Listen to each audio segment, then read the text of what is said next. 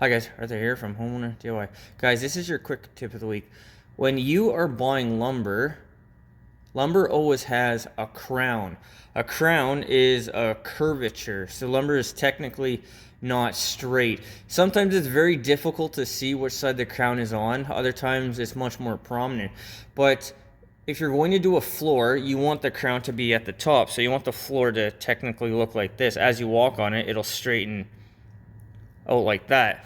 When it comes to studs, you want the crowns all facing the same way, because if you start flipping your crowns with a longer wall with drywall, you're going to start to see it go all wavy back and forth. And yes, I have seen this in $1 million houses that the framers didn't check their crowns ahead of time. So we got 4 pieces of 2x4. This is 8-foot 2x4. So we're going to look at our crown. So this one here, it crowns this way. And then you can also flip it like this and then take a look. So the crown is to the top here. This piece of wood.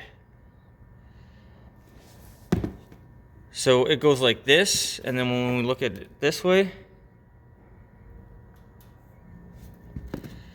the crown is here. And then these other 2 pieces of wood are relatively straight. This one has a slight crown to the right, so it goes a little bit like this. And then this here looks straight. And then our last piece of wood,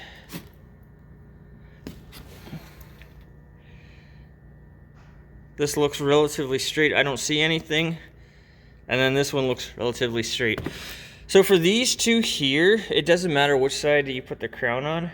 But for these 2 here, it's going to matter. So to mark the crown, just do a mark like that. A triangle without the 3rd side. And that'll mark your crown.